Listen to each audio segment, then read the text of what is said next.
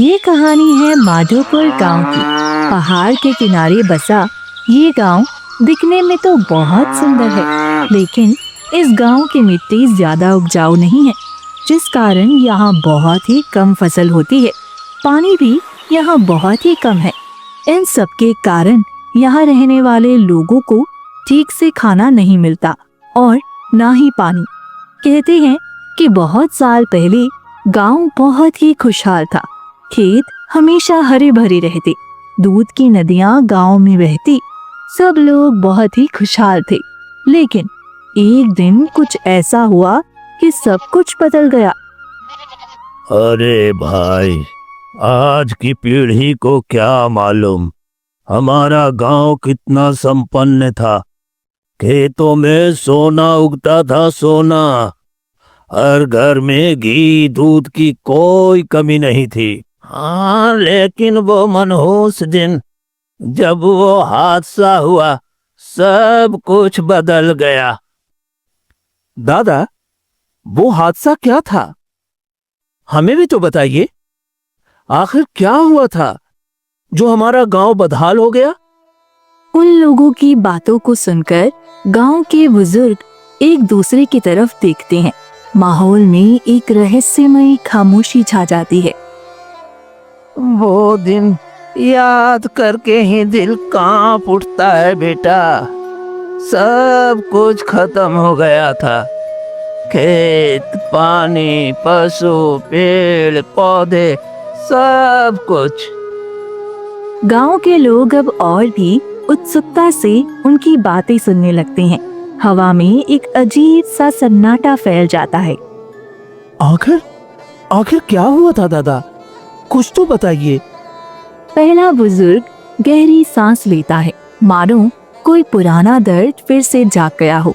फिर वे धीरे धीरे बोलना शुरू करते हैं। हे गांव वासियों, मुझे इस पवित्र भूमि पर कदम रखते हुए आनंद हो रहा है। तुम सब बहुत समृद्ध हो। तुम्हारी धरती सोना उगलती है, लेकिन याद रखना, प्रकृति की संपत्ति का दुरुपयोग मत करना।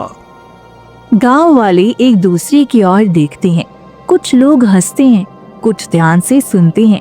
गांव का मुखिया आगे बढ़ता है। ऋषिवर, हमारे पूर्वजों की मेहनत और हमारी बुद्धिमता से ये गांव इतना समृद्ध हुआ है।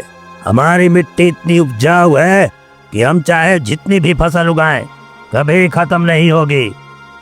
मुखिया की बातों से झलक रहा था कि उसके अंदर कितना घमंड भरा हुआ है। ऋषि मुखिया की इस बात को भांप लेते हैं। घमंड और लालच मनुष्य का सबसे बड़ा शत्रु होता है। अगर तुम अपनी धरती की देखभाल नहीं करोगे, इसे जरूरत से ज्यादा इस्तेमाल करोगे, तो एक दिन यही धरती तुम्हें अन्न देना बंद कर देगी। ऋषि की बातों को सुनकर गांव का एक युवक हंसता है और तंज कसते हुए बोलता है। ऋषिवर, आप सन्यासी हैं, जंगलों में रहते हैं। अरे खेती बाड़ी का क्या ज्ञान होगा आपको? हाँ? ये धरती हमारी है, हम इसका चाहे जैसे उपयोग करें। आप ज्यादा दिमाग मत दीजिए, भिक्षा लीजिए और जाइए यहाँ से। ऋषि की आंखों में दुख और क्रोध का मिला जुला भाव आता है। वे कुछ देर चुप रहते हैं, फिर अपनी छड़ी जमीन पर पटकते हैं। अचानक हवा तेज हो जाती है, पेड़ों की पत्तियां सरसराने लगती हैं। हे मूर्ख मानव, तुम्हारा अहंकार तुम्हें ले डूबेगा। जब मनुष्य अपने लालच में प्रकृति का अपमान करता है, तो प्रकृति भी उसे दंड देती है। मैं इस धरती को शाप देता हूँ। आज से ये मिट्टी बंजर हो जाएगी, खेत सूख जाएंगे, नदियां सूख जाएंगी, और एक दिन आएगा जब तुम्हारी संतानें भूख से तड़पेंगी। गांव वाले घबरा जाते हैं। अचानक आसमान में बादल घिर आते हैं, लेकिन बारिश की जगह धूल भरी आंखें चलने लगती हैं। खेतों की फसलें झुलसने लगती हैं। नदी का जल कम होने लगता है। ऋषिवर, हमें क्षमा कर दें, हमें अहंकार हो गया था, कृपया अपना श्राप वापस ले लें। ऋषि शांत स्वर में बोलते हैं। श्राप का प्रभाव समय के साथ ही खत्म होगा। इतना कहकर ऋषि गांव से चले जाते हैं। गांव वाले घबराए हुए एक दूसरे को देखते हैं, लेकिन अब बहुत देर हो चुकी थी। श्राप अपना असर दिखाने लगा था। जो गांव कभी खुशहाल और हरा भरा था, वहां बीमारियों ने डेरा जमा लिया था। अब लोगों को ना भरपेट खाना मिलता था और ना ही पानी, जिससे वहां के लोग अक्सर बीमार रहते थे। कई लोग तो असमय ही मौत के मुंह में समा जाते थे। हे भगवान, ये क्या किया आपने? क्या किया? इतनी जल्दी मेरी मांग सुनी कर दी आपने। क्या करोगी बेटी? अब भरपेट खाने और पानी के बिना कोई कितने दिन जी सकता है? गांव छोड़कर भी कहीं नहीं जा सकते, क्योंकि ऋषि ने साफ साफ कहा था कि ये श्राप कहीं भी पीछा नहीं छोड़ेगा। हाँ, पहले भी कई लोग गांव छोड़कर गए, लेकिन वहाँ भी उनका बुरा हाल रहा। कुछ तो वही मर गए और कुछ इसलिए वापस लौट आए कि अगर मरना ही है तो अपनी जमीन पर क्यों ना मरा जाए। माधवपुर गांव में ही राजू नाम का एक आदमी अपनी पत्नी मीना के साथ रहता था। वो दिल का बहुत ही साफ है, हमेशा किसी की भी मदद करने के लिए तैयार रहता है। उसकी पत्नी मीना भी बिल्कुल वैसी ही है। गांव में कोई बीमार पड़े तो सबसे पहले मीना और राजू ही उनके पास पहुंचते और जो भी बन पड़ता उनकी मदद करते। कई बार उन्होंने अपने हिस्से की रोटी दूसरे को खिलाई। अरे दीना चाचा, ऐसा कौन सा काम हम दोनों ने कर दिया है कि आप बार बार हाथ जोड़ रहे हैं? आप बुजुर्ग हैं, आपको तो हमें आशीर्वाद देना चाहिए। बेटा, तुम दोनों ना होते तो पता नहीं क्या होता। पिछले 3 दिनों से जो सेवा की है उसके लिए मेरे पास शब्द ही नहीं है। धन्यवाद मत दीजिए, बस आशीर्वाद दीजिए चाचा। वह सभी बातें कर रहे थे, तभी गांव के सरपंच दौड़ते हुए आते हैं। अरे राजू, मीना, बहुत बड़ा संकट आ गया है। क्या हुआ सरपंच जी? अरे इस बार गांव के कई लोग एक साथ भूख के कारण बीमार पड़ गए हैं। इसमें से तो कई सारे बच्चे हैं। अगर उन्हें खाना नहीं मिला तो कुछ भी हो सकता है। हे भगवान, हमें कुछ करना होगा। राजू और मीना गांव में हर घर जाकर लोगों की हालत देखते हैं। कई लोग बीमार हैं, भूख के कारण सबका चेहरा मुरझाया हुआ है। राजू और मीना चाहकर भी कुछ नहीं कर पा रहे थे। वे दोनों परेशानी से एक पीपल के पेड़ के नीचे बैठे इस समस्या से कैसे निपटा जाए, इस बारे में बातें कर रहे थे। तभी अचानक उस पेड़ से एक बूढ़ी औरत बाहर निकलती है। उसे देखकर राजू और मीना घबरा जाते हैं। आप कौन है? तभी बूढ़ी अम्मा उनके पास आती है और कहती है कि डरो मत, मैं ग्राम देवी हूँ, इसी पेड़ पर रहती हूँ। मैंने कई पीढ़ियों को देखा है, उनका ध्यान भी रखा है। पिछले कई समय से गांव पर आई मुसीबत को भी देख रही हूँ, लेकिन अब समय आ गया है कि गांव को इस श्राप से मुक्ति मिले। श्राप से मुक्ति? पर कैसे? बेटा, तुम्हें एक स्थान पर जाना होगा। वहाँ 2-2 रसोई होंगी। उस रसोई में ही गांव की समस्या का हल है। अम्मा, वो जगह है कहाँ? वो जंगल के पार पुरानी वीरान हवेली के पास है।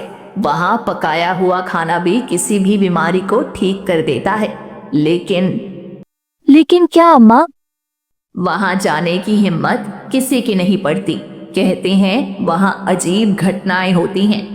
राजू, इसमें बड़ा जोखिम है। चाहे जो हो जाए, मैं वहां जाऊंगा। राजू और मीना हिम्मत करके जंगल की ओर बढ़ते हैं।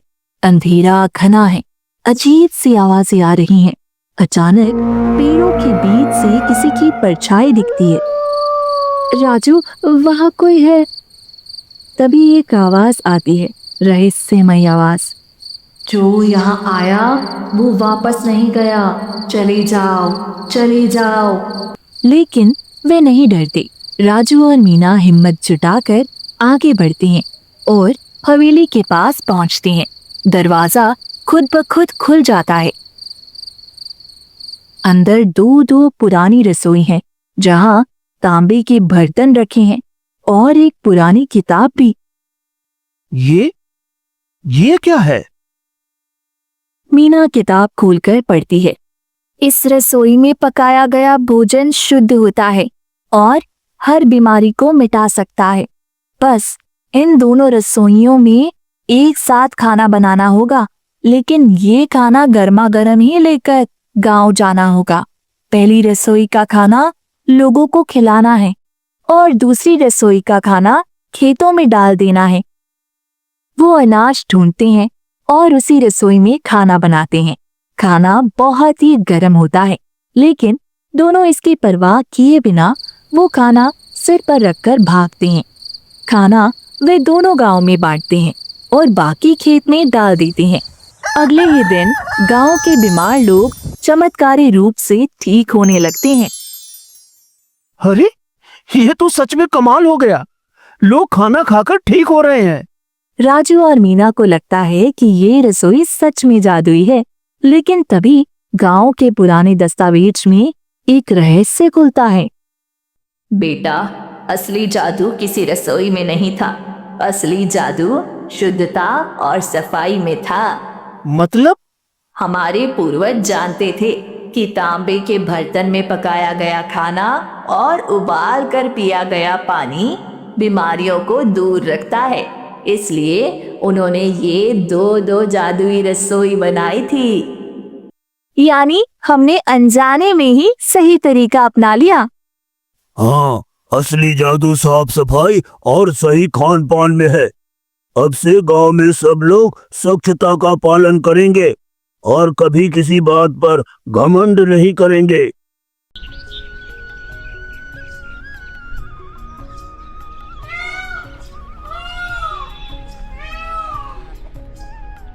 शंकर, ओ शंकर, उठ जाओ बेटा। देखो कितना समय हो चुका है।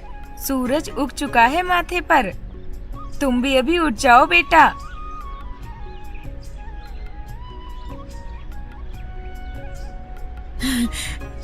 सोने के वक्त कितना प्यारा लगता है मेरे बेटा।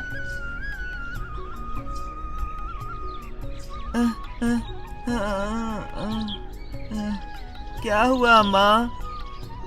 इतनी सुबह सुबह मुझे क्यों उठा रही हो? अरे, सुबह कहा है? तुम्हारे पापा कब के खेत में चले गए काम के लिए। आज तो तुम पहली बार स्कूल में जाओगे। जल्दी जल्दी उठकर तैयार हो जाओ, नहीं तो शिक्षक जी बहुत गुस्सा करेंगे। आज मेरा पहला दिन है स्कूल में। सही कहा है। मैं फिर उठ जाता हूँ। माँ, मैं जाता हूँ। जाता नहीं बोलो बेटा, कहो आ रहा हूँ।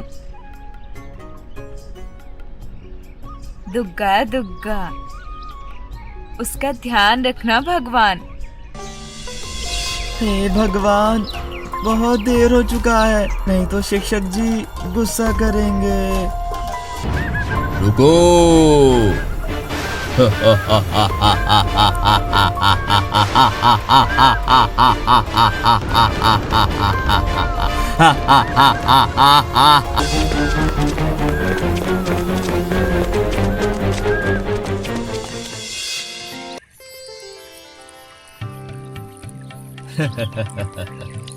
कहो सभी, एक में चंद्र, दो में पंखा।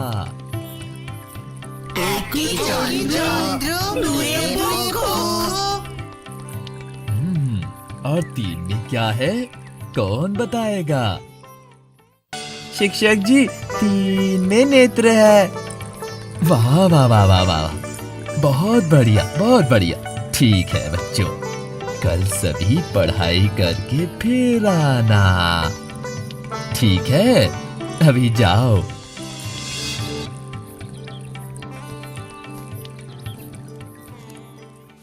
अरे ओ शंकर, क्या सोच रहा है? घर नहीं जाएगा? हाँ, लेकिन क्या हुआ बता? अभी जंगल के अंदर से ही जाना होगा।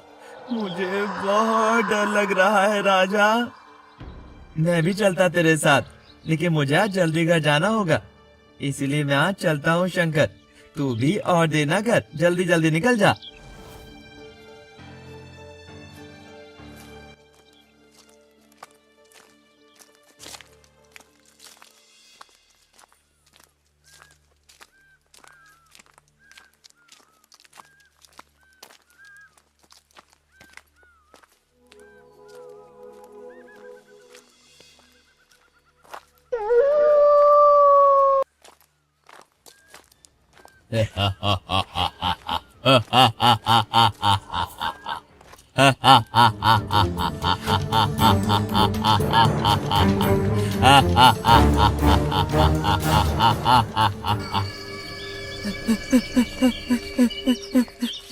माँ माँ माँ माँ बचाओ बचाओ, माँ बचाओ बचाओ, माँ बचाओ माँ।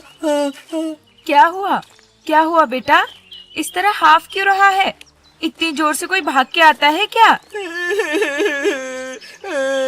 मैं और नहीं जाऊंगा, इस जंगल में भूत है। मैं कभी भी स्कूल में नहीं जाऊंगा माँ, नहीं जाऊंगा। लेकिन अगर स्कूल नहीं जाओगे तो पढ़ाई कैसे करेगा? आप भी चलोगी? मैं अकेला अकेला कभी नहीं जाऊंगा। मैं कैसे जाऊंगी बेटा? मुझे तो बहुत काम है। मैं चली जाऊंगी तो खाना कौन बनाएगा? मुझे कुछ नहीं पता है। अगर आप नहीं जाएंगे तो कल से मैं भी नहीं जाऊंगा स्कूल। हाँ। ओह, याद आया। उस जंगल में मुरारी नाम का तुम्हारा एक भैया रहता है। भैया? हाँ, जब भी कोई दिक्कत होगी भैया को बुला लेना, भैया जरूर चले आएंगे। उस जंगल में भैया?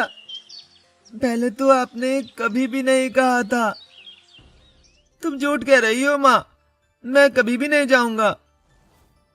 नहीं बेटा, मैं माँ हूँ और माँ कभी भी झूठ नहीं बोलती। सच में इस जंगल में तुम्हारा भैया है।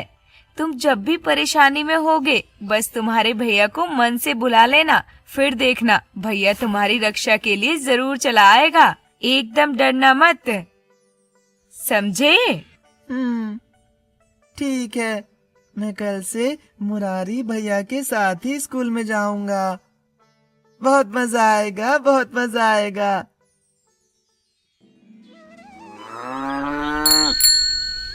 माँ, मैं जा रहा हूँ।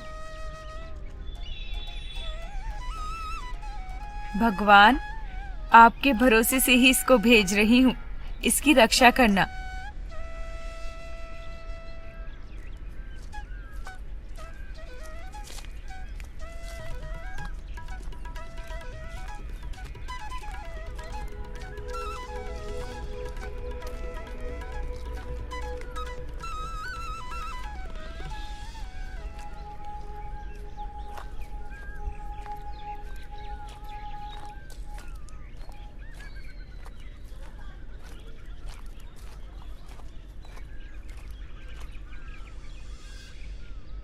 भैया, आप कहाँ हो? एक बार आओ ना मेरे पास। भैया, मुरारी भैया, कहाँ हो आप? भैया कहाँ गए? भैया, भैया, आप कहाँ हो? इधर आओ ना, मुझे बहुत डर लग रहा है।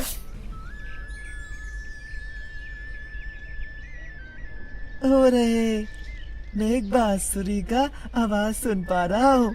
लगता है वही है मुरारी भैया।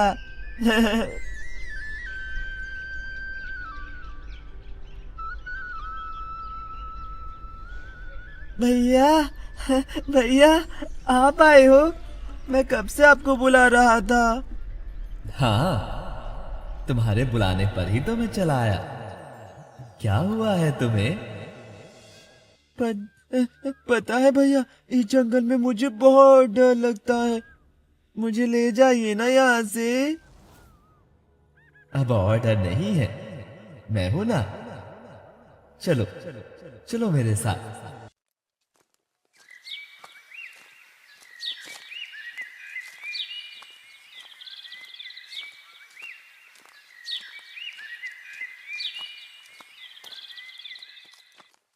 वो देखो, तुम्हारा स्कूल आ गया है। अब मैं चलता हूँ। तुम जब भी मुझे बुलाओगे मैं तभी चलाऊंगा, ठीक है? ठीक है भैया, आप बहुत अच्छे हो, बहुत अच्छे हो।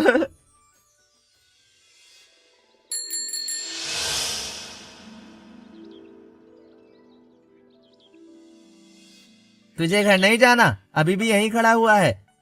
हाँ, जाऊंगा ना। उस जंगल के रास्ते से ही जाऊंगा। अभी और मुझे कोई भी डर नहीं है, क्योंकि मेरे भैया आ चुके हैं। इस जंगल में ही रहते हैं, बुलाने पर ही चले आएंगे। राजा, तू देखेगा मेरे भैया को? क्या जंगल में भैया? नहीं नहीं, रहने दे। मतलब और किसी दिन देखूंगा। मुझे देर हो रहा है, मैं भी चलता हूँ, ठीक है?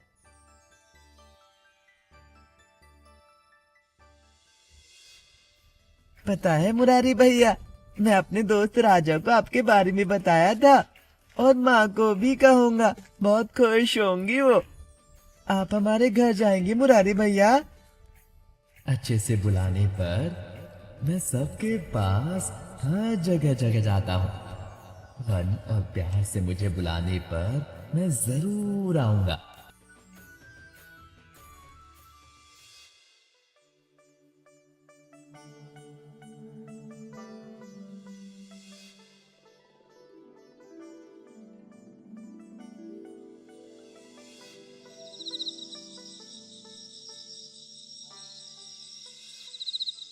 माँ, पापा शहर से कब लौटेंगे? पापा तो खजाने के किसी काम पर गए हैं। लगता है 1 हफ्ता लग जाएगा। पता है माँ, आज मैं अपने मुरारे भैया के साथ स्कूल पर गया था। आपके बोलने पर मैंने उनको जब भी बुलाया तभी वो मेरे सामने आ गए। अच्छा, बुलाते ही चले आए? हाँ। अच्छा, झूठ नहीं कह रहे हो ना? मैं एक छोटा बच्चा हूँ, और बच्चे कभी भी झूठ नहीं कहते। आपको पता नहीं है क्या? उसके बाद? उसके बाद मैं जब घर लौट रहा था तब भी मुरारी भैया मेरे साथ थे। मेरे जंगल पार करते ही भैया भी चले गए, और कहा है अगर अच्छे से बुलाओ तो वो हमारे घर भी आएंगे। ओह, सच में? हाँ, सच में।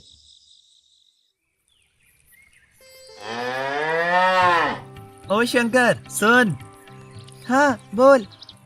कुछ दिन बाद हमारे स्कूल पर ही एक प्रोग्राम होगा। सभी अपने अनुसार कुछ न कुछ दे रहे हैं। तू क्या देगा, बता? मैं मतलब मतलब ये कि ये सब करने से नहीं चलेगा। कुछ ना कुछ तो देना ही होगा, फिर तो नहीं होगा। माँ से जाकर कहूंगा शिक्षक जी। देखता हूँ वो क्या कहती है। हम तो बहुत गरीब हैं बेटा। तुम्हारे पापा भी अभी तक शहर से नहीं आए हैं। क्या दूं अब? माँ, कुछ ना कुछ तो देना ही पड़ेगा। शिक्षक जी ने साफ साफ कह दिया है। लेकिन क्या दूं बेटा? हमारे पास तो देने लायक कुछ भी नहीं है। मुझे कुछ नहीं पता माँ, कुछ तो देना ही होगा, नहीं तो स्कूल में सभी मुझे लेकर मजाक उड़ाएंगे। हाँ मेरा। तुम एक काम करो, ये बात तुम मुरारी भैया को कहो, वो जरूर कुछ न कुछ करेंगे। ठीक है माँ, वैसा ही कहूँगा।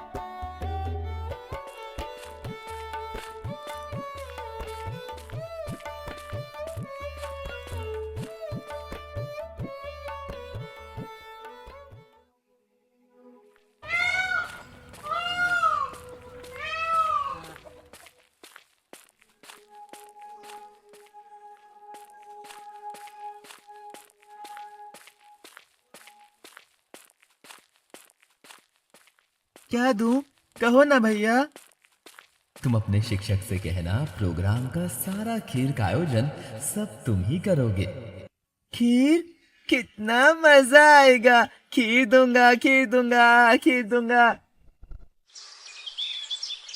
शंकर, ओ शंकर, माँ ने क्या कहा? मैं खीर लेके आऊंगा शिक्षक जी। वाह वाह वाह वाह वाह, ये तो बहुत बढ़िया विचार है। फिर ज्यादा खीर लेके आना। देखना तुम्हारी वजह से फिर प्रोग्राम बर्बाद ना हो जाए, याद रखना। ठीक है शिक्षक जी।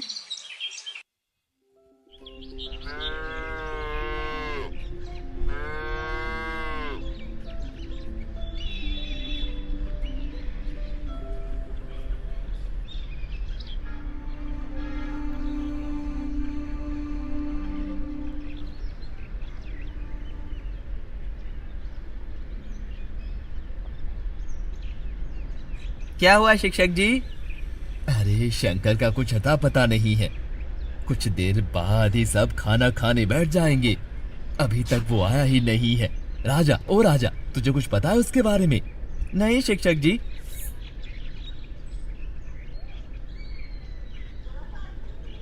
वो रहा शिक्षक जी, शंकर चला आया है। आओ आओ आओ आओ शंकर, ले आए हो खीर? दो दो। अरे ये क्या है? इतना छोटा भर में तूने इतने जन के लिए खीर लेके आया है? अरे शंकर, तुझमें क्या कुछ अकल वकल नहीं है क्या? मुरारी भैया ने कहा है इतने में ही सब हो जाएगा और नहीं लगेगा। हाँ? अरे ये मुरारी कौन है? इतने में हो जाएगा ये क्या है? 100 लोगों का खीर इतने में कैसे होगा? हाँ? मजाक कर रहे हो? जाओ इस खीर को इसे वापस कर दो। जाओ दे दो इसे वापस ये छोटी खीर।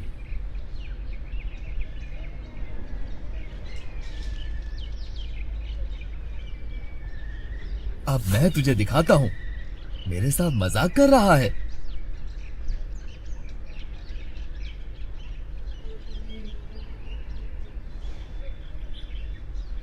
हैं? छोटे से भर से ही सबको हो जाएगा? हैं? बोल बोल। हैं? ले, हाँ ले, हाँ ले।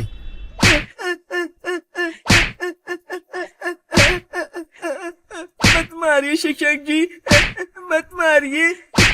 आपके पैर पड़ता हूँ, मुझे छोड़ दीजिए। मुरारी भैया ने कहा है कि इतने भर में ही सबका हो जाएगा। हैं? कौन है? कौन है मुरारी? मुझे कुछ नहीं पता। अगर फिर तूने मेरे साथ ऐसा मजाक किया तो देख लेना, पाठशाला में मत आना। सब लोग कहाँ पर हो? सभी देख के जाओ। इस छोटे से भर से खीर कभी खत्म ही नहीं होता। जितना सबको दे रहा हूँ खत्म ही नहीं हो रहा है। देखो, आओ देखो।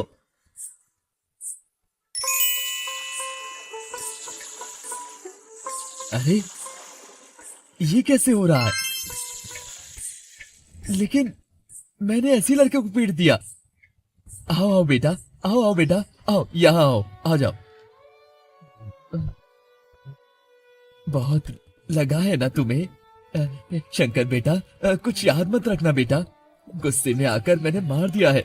ये सब कुछ भूल जाओ बेटा, भूल जाओ सब कुछ।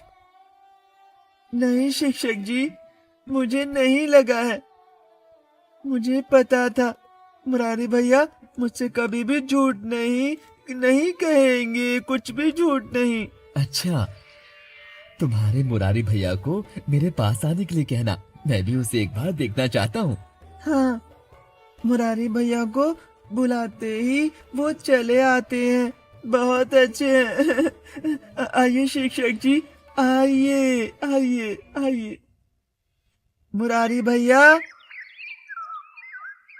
ओ मुरारी भैया, आप कहाँ हो? एक बार आइए ना मुरारी भैया। मुरारी भैया, भैया, ओ भैया, मुरारी भैया, आप क्यों नहीं आ रहे हो? मुरारी भैया,